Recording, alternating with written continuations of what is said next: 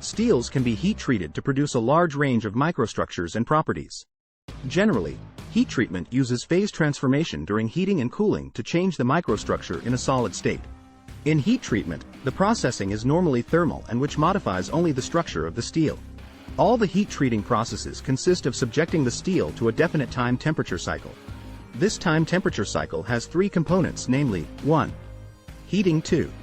Soaking, also called holding, 3. Cooling.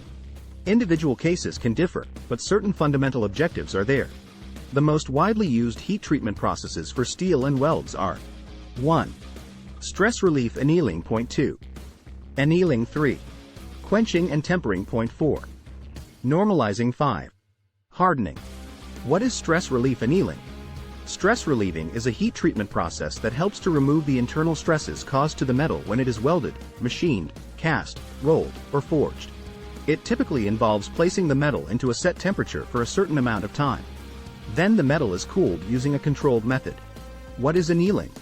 Annealing is a heat treatment process which involves heating and cooling. The process is normally used for the softening of steel. The temperature of the operation and the rate of cooling depend upon the type of the steel being annealed and the purpose of the treatment. What is normalizing?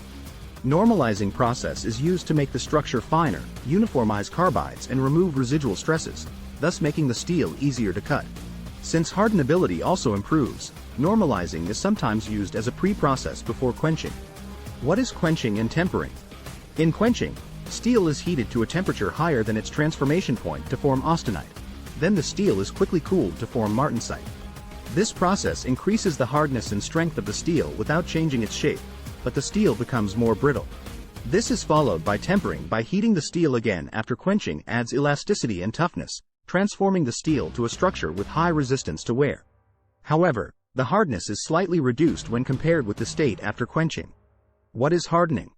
Steels can be hardened by the simple means of heating the steel to a temperature higher than the A3 transformation temperature, holding long enough to ensure the achievement of uniform temperature and solution of carbon in the austenite, and then cooling the steel rapidly, quenching. Complete hardening depends on cooling so rapidly that the austenite, which does not decompose on cooling through the A1 temperature and is maintained at relatively low temperatures. When this is accomplished, the austenites start transforming to martensite on cooling below the MS temperature, around 220 deg Celsius, and is completely transformed to martensite below MF temperature.